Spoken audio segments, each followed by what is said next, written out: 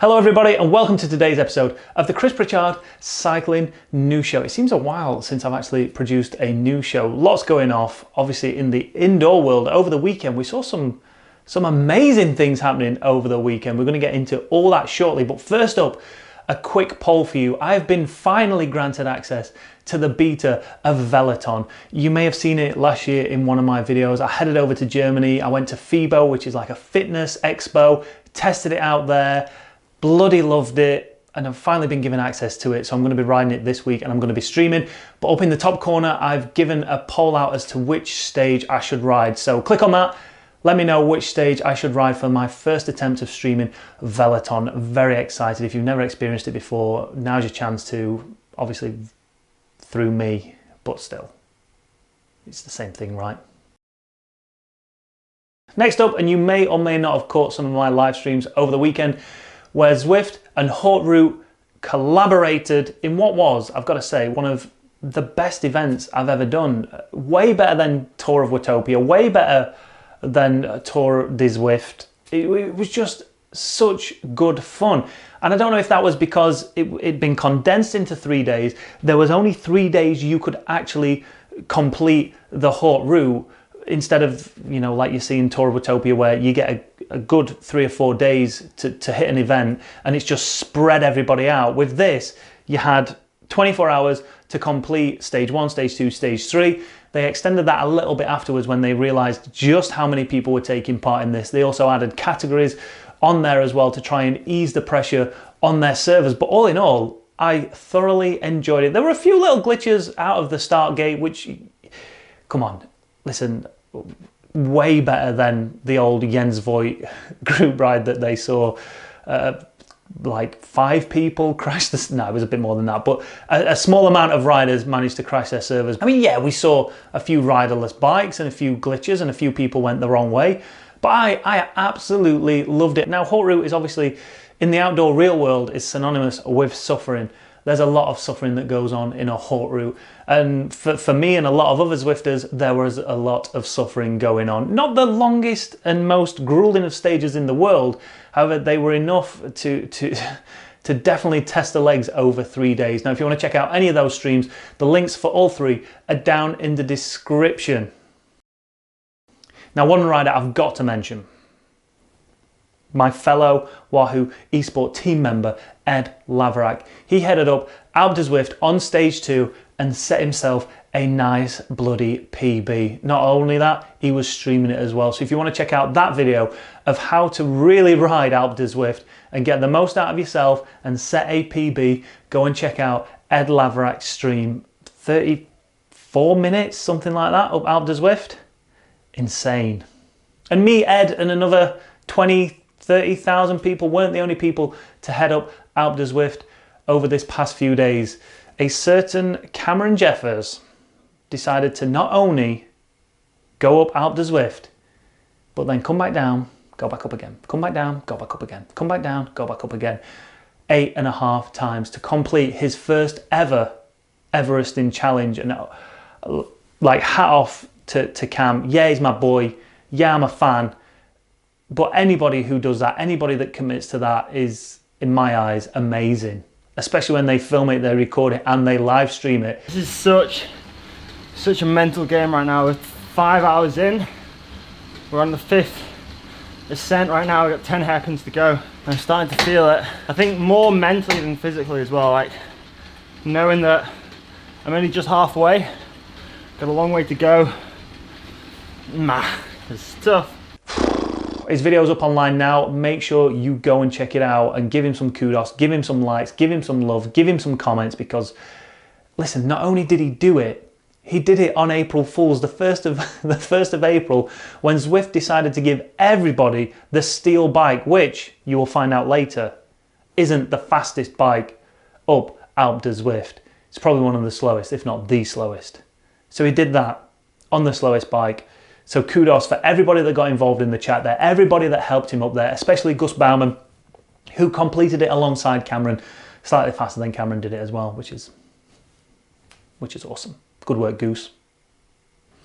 Next up, and let's talk about some professional streaming now. Well, streaming from professional companies, not like idiots sat in their office like me and Cam and Ed.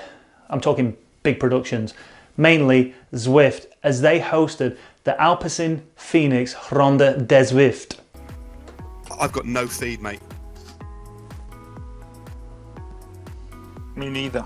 This was Mathieu van der Poel's first real endeavour into virtual cycling. You know, the poster boy of Zwift. You would expect this man to be up there. You would expect this man to say, hey, Zwifters, you all think you're good, but when there's a professional in town, you're going to get your asses whooped. This is my race. I'm the face of Zwift right now. You kind of half expected it to be one of those events where it looks like he might not win, it looks like he might not win, but then he comes through and wins. Not fixed, I wouldn't say, but certainly riders easing off just a little bit in the final sprint to give the face of Zwift the plaudits. Van der Poel towards the back of this group. He's actually lost a fair bit of time here, Van der Poel. We saw Mathieu van der Poel, probably one of the best cyclists right now in the world, if not the best cyclist in the world, get his butt handed to him by a bunch of amateurs. But in amongst those amateurs, there was a certain Lionel Sanders, you know, Mr. Ironman. And it was him that took the challenge to the professional Zwifters or the amateur cyclists. And he showed them who's boss. He obliterated them. It was a good race. Once the stream smoothed itself out, once everyone knew what they were talking about, and once the swearing had stopped in the stream, it was a great stream. And it was an amazing performance by Lionel Sanders. In the end, it was just him and a bunch of really, really good amateur Zwift riders who, again, rose to the top and showed that professional cyclists aren't actually that good on Zwift, which I don't know if that's a good thing or a bad thing to promote it. How can a professional cyclist who's capable of winning Amstel Gold, eventually going to win all the classics at some point, not even keep up with some amateurs who are in the back garden or in their shed smashing out watts on Zwift? There's no way he can look at that and go, yeah, I got beat fair and square, because he would never get beat out on the road by them. So what does someone like that think? Does he think, yeah, something's not right here? Or are these guys who are, you know, these amateurs, are they really, really that much better than professional riders on Zwift? Yes, they spent a hell of a lot of time on it. They understand the courses, but Zwift is essentially just smashing the pedals. And you wouldn't have thought anyone could smash the pedals any harder than Mathieu van der Poel. But for him to get dropped within like spitting distance of the start, I don't know, maybe he just took his paycheck and he had something to do on Sunday. I don't know. But it didn't look very good for him, did it? But Zwift weren't the only people putting out streams over the past week. We saw a stream out of Ruvi over on the Cycling Pulse channel. And you can see how much speed he's managing to hold whilst on the back of this front group. And we also saw the virtual Tour of Flanders over on the Be Cool system, over on InCycling. I mean, GCN Racing had put the stream out as well, but I don't know, it looked like a pirated version. And now away we go. So welcome to GCN Racing. Thanks for your company. They're going to have the, you can see the setup here. We've got our stream on the right. We were able to watch the riders on the left. Apologies for little bits of picture freeze as well, new technology as well.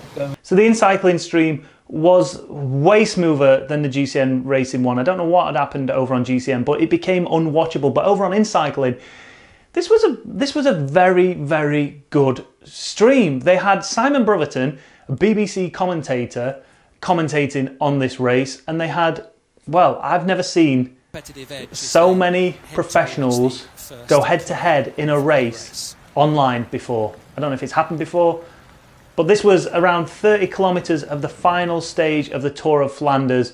I mean, yeah, the whole Be Cool thing it's still got a lot of work to do to get it up to standard, but all in all, it was a decent stream. I've never seen any streaming coming out of Be Cool before. I've never seen a virtual Tour of Flanders before. So I think to be able to get that collective of really good classics riders to commit to riding on their indoor trainer, to do it on this system can only be a good thing for the indoor cycling world and the indoor cycling community. It's legitimizing everything that we've all been doing for a long time. You know, a lot of people used to laugh at my streams, some people still do, but now we're seeing professionals doing what us guys have been doing for a long time. And as soon as you can get a few of them doing that and they start streaming, then hopefully it's going to snowball even more, legitimizing the indoor world of cycling. So yeah, we saw loads and loads of streams over the weekend of racing on virtual platforms. Can only be a good thing, like I've said before. I mean, the Ruby one needs a little bit of work, but the fact that they've committed to actually putting a live stream out there is great. Same with Be Cool, as always, same with Zwift. Now, if Veloton can jump on that bandwagon sooner rather than later, then you've got another company in there who's more than capable of putting on really fun racing. I've ridden it a few times, I'm excited to stream it, and I think you'll be excited to watch it as well. So leave your comments down below. What was your highlight of this weekend's indoor season, I guess? We saw short races, we saw long races, we saw sportives, we saw people taking on Everest challenges, we saw people hitting Alpe d'Huez PBs, we saw Lionel Sanders destroying everybody. But what was your highlight? Leave your comments down below. Thanks for watching, everybody. Make sure, if you've not done already, hit that like button. If you've not enjoyed the video for whatever, if you're one of those riders that have been riding around in a crew, hit that dislike button so we can find out who you are. Above all, make sure you hit that subscription button. We're heading to 20,000 subs way sooner than I anticipated. I was hoping to get there by the end of the year. But if you lot keep doing what I asked you to do, we're going to hit it very soon indeed. Can we get to 20,000 before the end of lockdown? I will love you all forever, each and every one of you individually, if we can do that. Thanks for watching, everybody. Loads of Zwift content coming up this week. Like I said, plenty of streams. Veloton stream coming up. You're going to find out what the fastest bike up Alpe d'Huez is officially from me. Until then, take care.